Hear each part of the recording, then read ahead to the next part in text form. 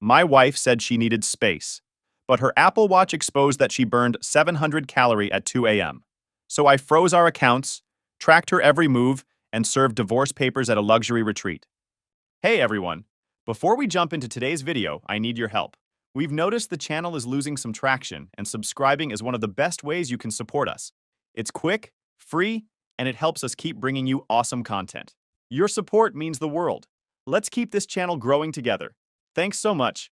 Now let's start the video. Hi everyone, what's up? So this happened about a year ago, but I'm finally ready to tell the whole story. Still processing some of it, honestly. I'm 37 male, an operations manager for a shipping and freight company. Not glamorous, but it pays the bills, and I'm good at solving logistical problems. Been married to Lena, 35 female, for 9 years. She works as regional events coordinator for this high-end hotel chain. Think fancy corporate retreats, wedding receptions for people with stupid money, that kind of thing. Her job always came with crazy hours. Weekend events, late-night vendor calls, traveling to different properties across the state. I never minded because she was passionate about it, and honestly, the money was solid. We both worked hard and had a good thing going, but around 6 months before everything blew up, something shifted. Can't really put my finger on when it started, but Lena got distant, like she was physically there but mentally somewhere else. Conversations felt forced. She'd zone out during dinner, always checking her phone. Then came the weekend trips. Started maybe 4 months before I caught on. She'd announce on Thursday that she needed a mental health break and was going to her parents' place for the weekend. Or she'd book some spa getaway to decompress from work stress. Look, I'm not a clingy husband. We all need space, and her job is legitimately stressful. Managing rich people's events means dealing with impossible demands and entitled clients. If she needed solo time to recharge, whatever. I'd use the weekends to catch up on projects around the house or hang with my buddies. But something felt off about how she acted when she came back from these trips. Hard to explain, but she seemed guilty and energized at the same time. Like she was hiding something, but also felt good about it. When you've been with someone for almost a decade, you pick up on their patterns, you know? The night everything changed was a Friday in October. Lena was supposedly at her parents' for some family thing I wasn't invited to. Nothing weird about that. Her family can be a lot, and sometimes it's easier if I stay home. She'd driven up after work and wasn't planning to be back until Sunday. I was having a Netflix night. Around 11 p.m., I'm thinking about heading to bed when my old iPad lights up on the coffee table. Thing had been sitting there collecting dust for months, but it was still synced to Lena's Apple Watch for some reason.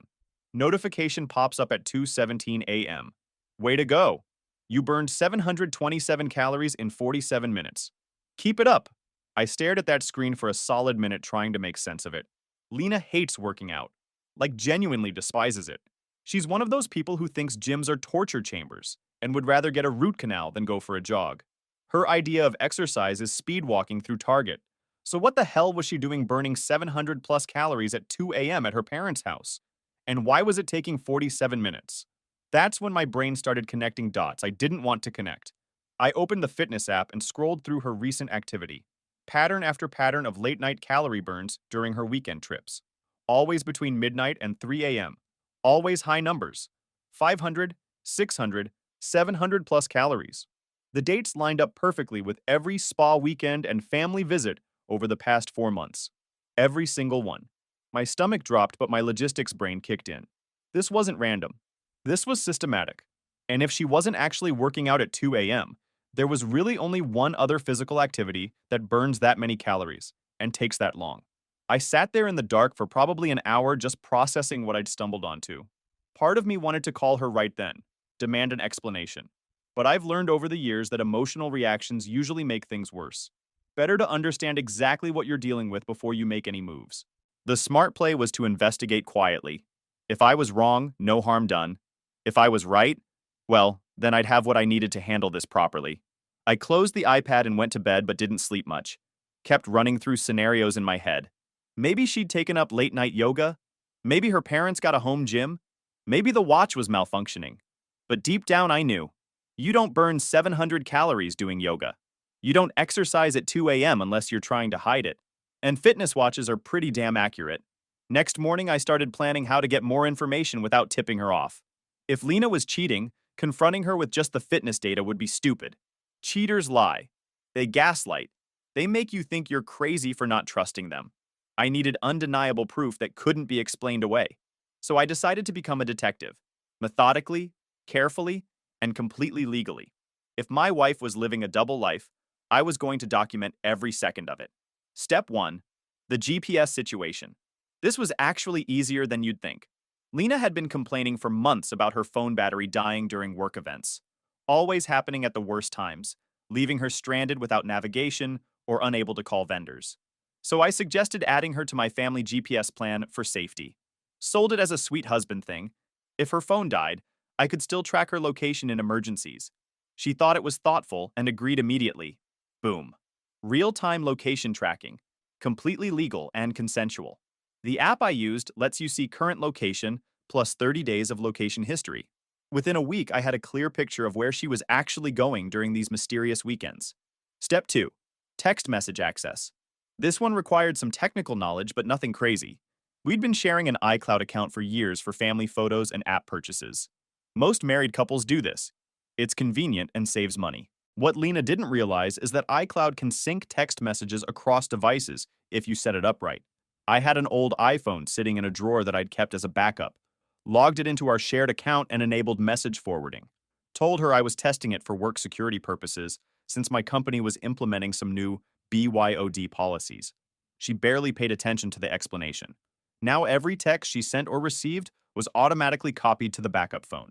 Reading someone else's messages feels shitty, but finding out your wife is cheating feels worse. Step 3. Home surveillance.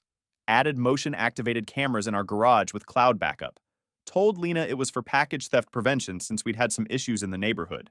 She was actually happy about it.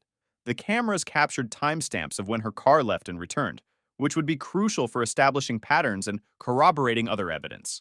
All of this was completely legal.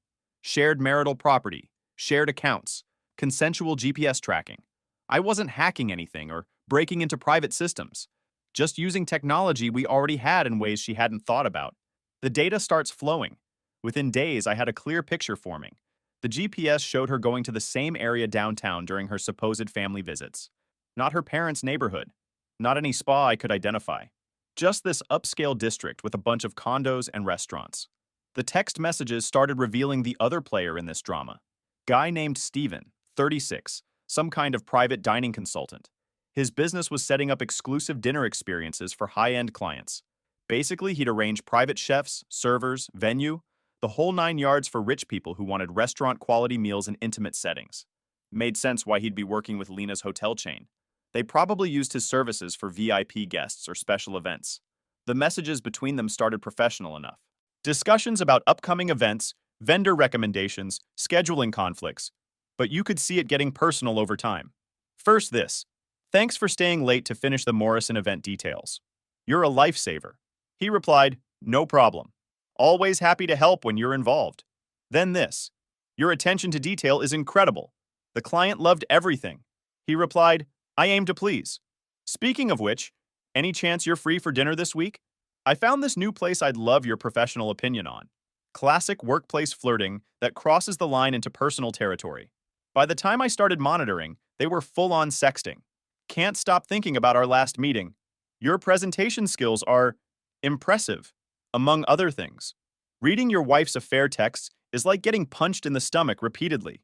Every message made it worse, but I kept documenting everything because I knew I'd need proof later. The GPS data showed she was meeting him at this address downtown during all her weekend trips. High-end condo building in the Arts District. The kind of place that screams successful bachelor pad. Cross-referencing the text timestamps with her location data and the fitness notifications painted a clear picture. She'd drive to his place around 10 p.m., spend 3 to 4 hours there, then drive home. The calorie burns always happened during those visits. I could have confronted her at this point, but that seemed stupid. Cheaters lie reflexively. She'd probably admit to some emotional affair but minimize the physical stuff. Claim it was a mistake, beg for forgiveness, promise to end it. Then 6 months later, I'd be back to wondering if she was really working late or meeting him again. I needed evidence that was impossible to deny or explain away. Something that would end this cleanly without months of couples therapy and false reconciliation attempts. That's when I decided to get visual proof. The surveillance plan. Found a short-term rental across from Steven's building. Told the property manager I was a freelance photographer working on an urban architecture project.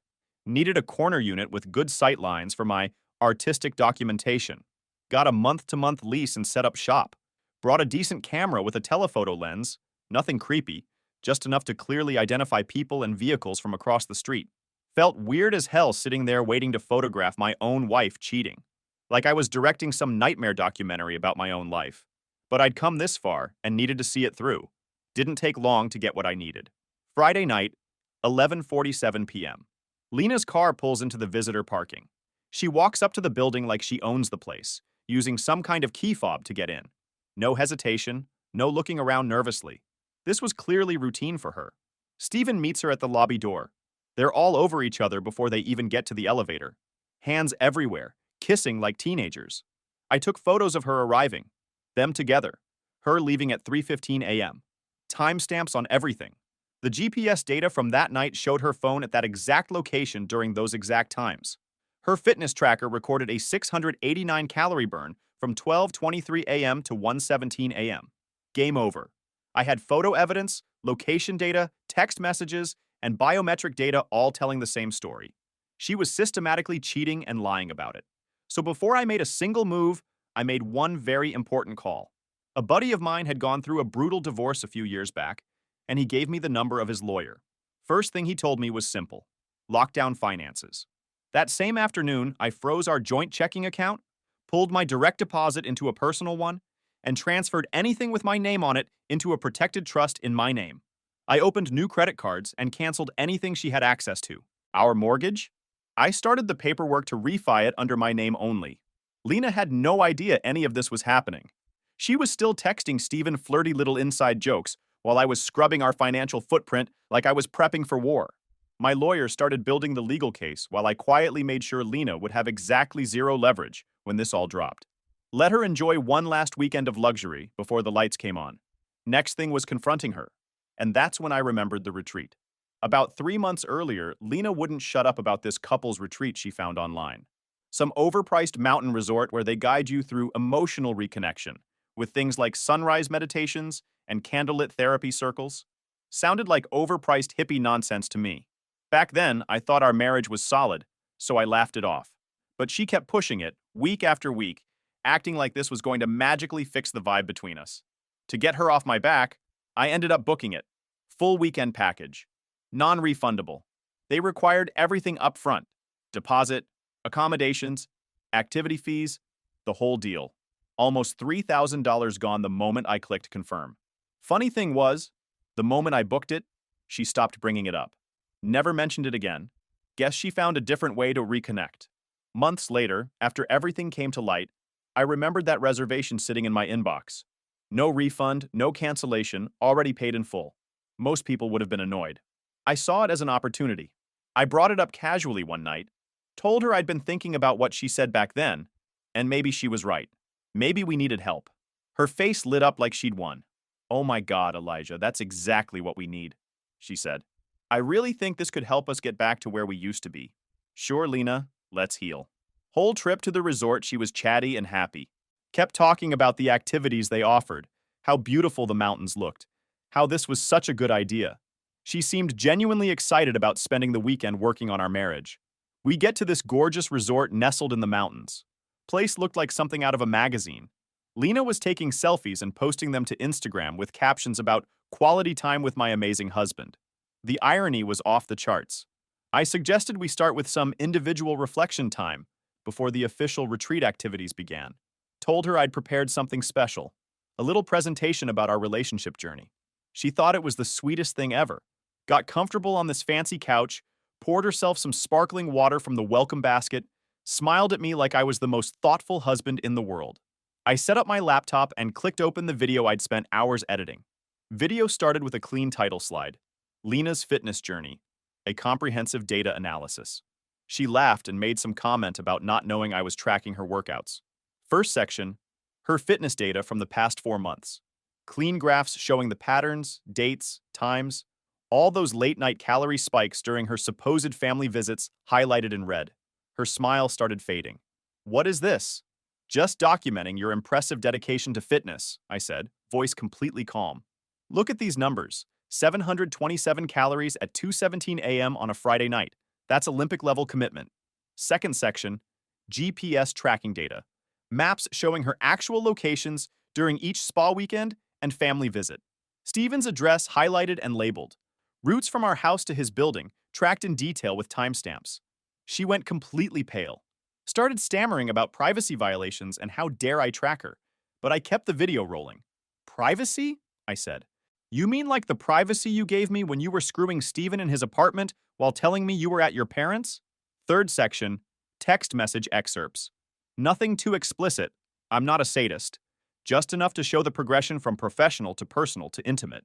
Screenshots with dates and times. Elijah, I can explain. Shut up, we're not done. Final section, the photos. Her car in his parking lot. The two of them at his building entrance. Clear shots of her arriving and leaving hours later.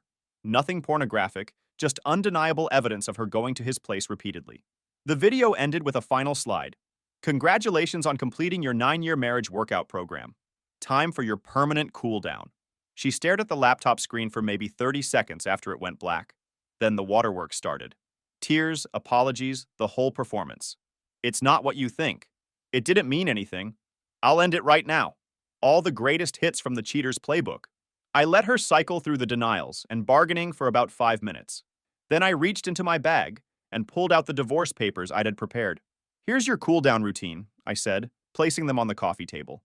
You're officially served. The crying stopped instantly. Now she looked pissed. You planned this whole weekend just to humiliate me? I planned this weekend to give you one last chance to be honest. You had 2 hours in the car to tell me the truth about Steven. You chose to keep lying and talking about fresh starts? She started going through all the standard cheater defenses. I was emotionally unavailable. Our marriage had been dead for years. Steven understood her in ways I never could. I was controlling and paranoid for tracking her. While she ranted, I packed my stuff. Took about 10 minutes to get everything back in my bag. Where are you going? She asked when she realized I was leaving. Home. The room's paid for through Sunday if you want to stay and reflect on your choices. There's a shuttle to town at 8 a.m. Monday morning. You can't just leave me here. Watch me. That's when she realized the real problem. I'd booked everything on my credit card. She had maybe $10 cash and one card that was connected to our joint account. Elijah, I don't have money for gas or food. Probably should have thought about that before you decided to burn 700 calories at Steven's place every weekend. I'm sure he'll come get you if you ask nicely. The look of panic on her face was something I'll remember forever, finally understanding that actions have consequences. I walked out of that suite and drove home in complete silence.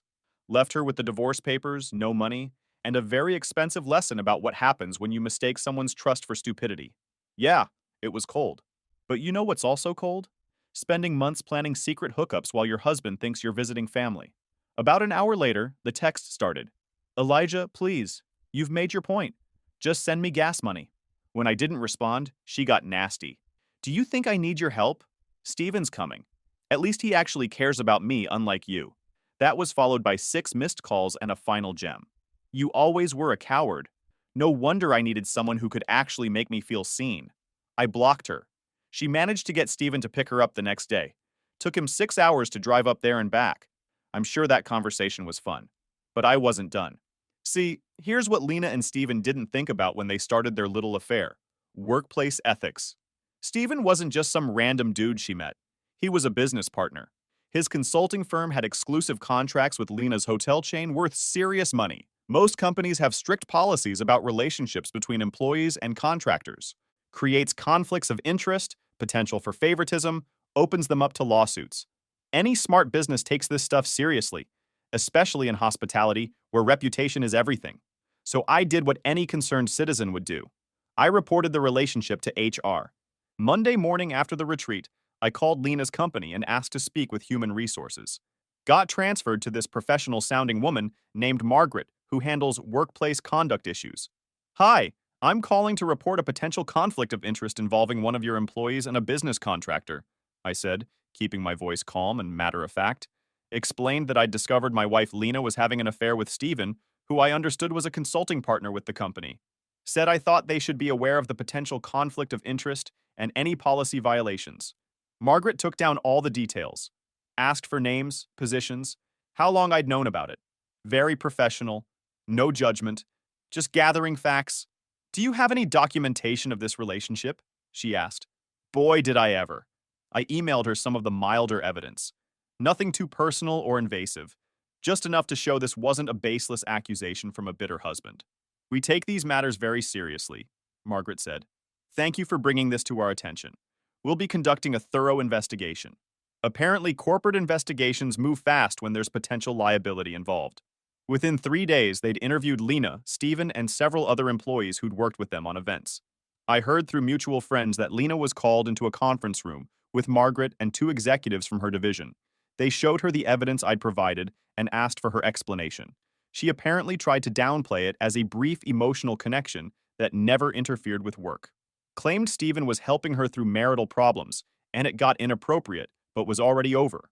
Problem is, the GPS data and text messages showed the affair was ongoing for months and coincided with several major client events Stephen had worked on. Hard to claim no conflict of interest when you're sleeping with the guy who's bidding on your company's contracts. They also interviewed Stephen, who apparently got defensive and tried to claim I was making everything up out of spite. That backfired when they showed him the time-stamped evidence. Within 2 weeks, Stephen's consulting contract was under review. By the end of the month, it was officially terminated. The company cited violation of professional conduct standards and failure to disclose potential conflicts of interest in their termination letter. They also mentioned concerns about inappropriate use of company resources and access. Guy went from landing exclusive high-end gigs to scrambling for work literally overnight. See, when you're a freelance consultant, your reputation is everything. Word spreads fast in those circles about why someone loses a major contract. Other potential clients started asking questions. Why did his biggest account drop him? Was there misconduct involved? Can we trust this guy with our events? His business basically imploded within 6 months. Lost 3 other smaller contracts as word got around. Had to let go of his assistant and downsize his office. The financial pressure hit him hard. That fancy downtown apartment got way too expensive when your income drops by 80%. The lease on his BMW became unsustainable. Heard through the grapevine he had to move in with a roommate and start driving a used Honda. Lena's situation was more complicated since she was an actual employee with tenure and a decent performance record. They couldn't just fire her outright without risking a wrongful termination lawsuit, but that didn't mean there weren't consequences. The promotion she'd been working toward for over a year vanished, got passed over for someone with better judgment and professional integrity. Direct quote from her boss, according to office gossip. Her responsibilities got quietly reduced. No more managing high-profile client events. No more working directly with external vendors. Basically got demoted without the official paperwork. Her expense reports started getting scrutinized more closely. Questions about whether company resources had been used for personal purposes. Did she meet Stephen at restaurants and charge it to client entertainment? Were there hotel rooms booked for business meetings that lasted unusually long? Here's the thing about affairs. They're exciting when they're secret and forbidden. Take away the secrecy and add financial stress, career problems, and social humiliation? Not so sexy anymore. Stephen started resenting Lena for getting him into this mess. In his twisted logic, if she'd been more careful with her phone and hadn't married such a controlling psycho, none of this would have happened. Lena blamed Stephen for being careless with their communications and not considering the professional risks. They eventually broke up. Stress, financial pressure, and social isolation killed whatever they thought they had. Turns out relationships built on betrayal and lies don't handle adversity well. Stephen moved to another city to try rebuilding his career. Last I heard, he was working for some small catering company, making a fraction of what he used to earn. Reputation follows you in specialized industries. Lena's still at the same company, but her trajectory there is basically dead. Doubt she'll ever get promoted again, at least not there. The whole thing became office legend. Remember that events coordinator who got caught cheating with a vendor? New employee orientation probably includes her story as an example of what not to do. As for the divorce proceedings, having all that documented evidence made everything straightforward. No custody issues since we don't have kids. Property division was simple since I had proof of her misconduct. She didn't even try to fight most of my terms because she knew I had her dead to rights. Hard to claim you deserve half of everything when there's video evidence of you cheating for months. The wedding was finalized and I thought things would end there. But I was wrong. Lena started her image rehabilitation tour.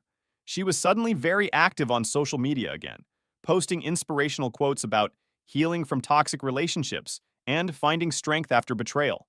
The subtle implication being that I was the toxic one who betrayed her. Real classy stuff. She started reaching out to mutual friends with her version of events. According to Lena's Fantasyland, our marriage had been dead for years. I was obsessed with work and never paid attention to her. Steven was just a friend who provided emotional support during a difficult time. Yes, it got inappropriate, but only because she was so starved for affection and understanding. The worst part? She claimed I'd been stalking and harassing her for months, collecting evidence like some kind of psychopath.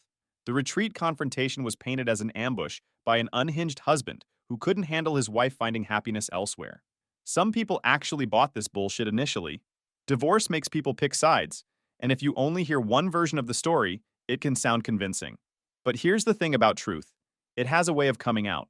And I had months of documented evidence that told a very different story. I didn't go around defending myself or getting into arguments with people who believed her version.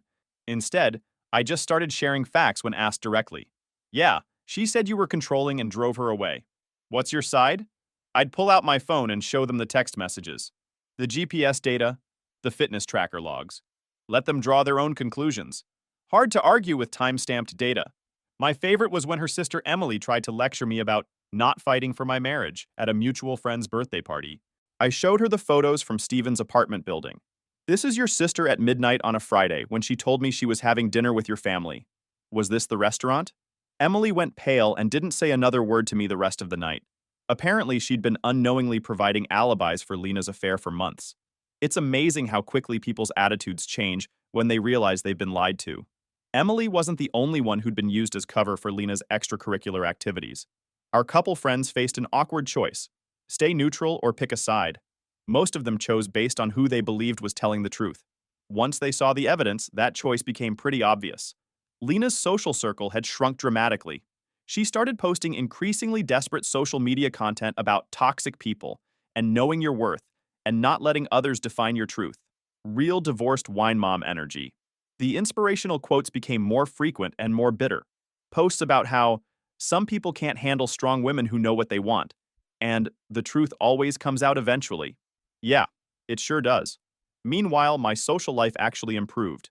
Turns out people respect someone who handles betrayal with dignity and evidence rather than drama and accusations. The friends who stuck by me were the ones worth keeping anyway. Quality over quantity and all that. Even started dating again. Nothing serious, just casual dinners and social events. But it felt good to have conversations with someone who wasn't lying to my face about where they'd been. The real end of Lena's reputation rehabilitation came when she tried to attend our mutual friend Brad's wedding. She showed up solo, looking like she was trying too hard to appear happy and successful. Problem was, half the wedding party knew the real story by then. During the reception, she apparently tried to restart her victim narrative with some people who hadn't heard her side. Wrong audience. Brad's new wife Phoebe had been one of the friends I'd shown evidence to months earlier. When she heard Lena telling someone I'd been emotionally manipulative, and probably cheating too, Phoebe decided she'd had enough.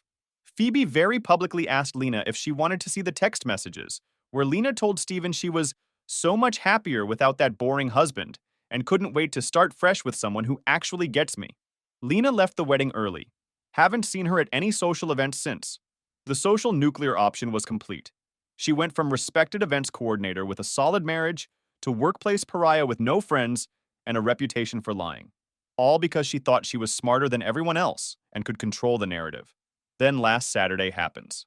The unexpected visitor. I'm having a lazy morning, drinking coffee and reading on my back deck when my doorbell rings around 10 a.m. Wasn't expecting anyone, so I checked the security cam feed on my phone. There's Lena standing on my front porch looking rough. Not gonna lie. My first thought was, what the hell does she want? Followed immediately by, thank God I installed those cameras. I almost didn't answer. We have nothing to discuss.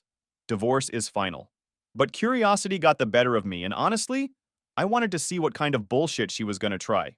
Opened the door, but stayed in the doorway. Didn't invite her in, didn't smile, just waited for her to explain why she was violating the boundaries we'd established. Hi, Elijah, she said, voice all shaky and nervous. Can we talk, please? I know you probably don't want to see me, but I really need to say some things. I crossed my arms and stayed put. You've got 5 minutes. Talk. She launched into this whole rehearsed speech about how she's been in therapy, how she's worked through her issues, how she understands now that what she did was wrong. All the standard reconciliation playbook stuff. I know I hurt you badly, she said, trying to make eye contact. I know I betrayed your trust and destroyed our marriage. I've spent the last year and a half really examining myself and my choices. Classic non-apology language. Notice how it's all about her journey and her growth, not about what she actually did to me. She kept going about taking responsibility and wanting to make amends. But then she got to the real reason she was there. I miss what we had, she said, and here come the crocodile tears. I know I don't deserve it, but I'm hoping maybe we could try again. Start over. I'm a different person now. I almost laughed out loud. After everything she'd put me through, after lying for months, after the affair, after trying to destroy my reputation with false abuse allegations, she thought she could just show up and apologize her way back into my life. I've been watching your social media, she continued, which was creepy as hell. I know you're dating someone, but maybe it's not serious? Maybe we could at least try being friends again? That's when I realized she wasn't just delusional. She was desperate. Her career was stalled. Her social circle was gone. Stephen had dumped her and moved away. She was alone and probably broke, looking for someone to rescue her from the consequences of her own actions. I let her finish her whole pathetic monologue before responding. The whole time I'm thinking about how this conversation is being recorded by my security system. Good thing too, because you'll see why in a minute. Lena, I said, keeping my voice calm and measured. Do you remember what you told Stephen about me in your text messages? Her face went white. Elijah, those were just... You called me boring. You said you couldn't wait to start fresh with someone who actually gets you. You told him I was controlling and emotionally absent. You laughed about how clueless I was. She started stuttering some excuse, but I cut her off. Then after I caught you, you told our friends I was abusive. You tried to make me the villain in your story. You used our mutual friends as alibis for your affair. You lied to everyone about everything. I was hurt and angry, she said. People say things they don't mean when they're... No, I said firmly. You meant every word, and now that Stephen dumped you, suddenly you want to reconcile?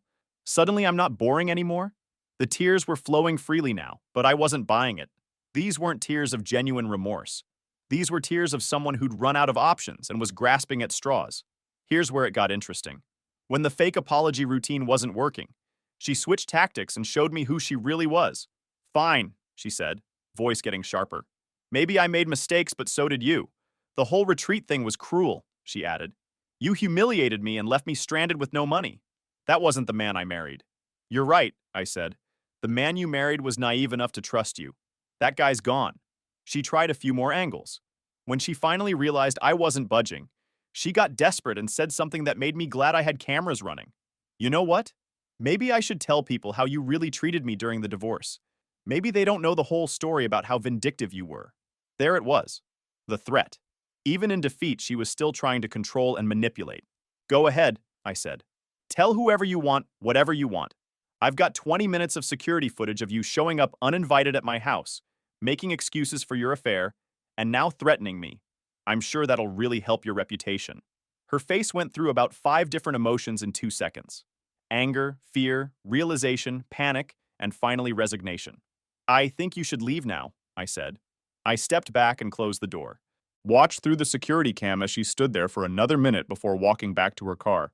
Haven't heard from her since and don't expect to. That conversation was her last desperate attempt to undo the consequences of her choices.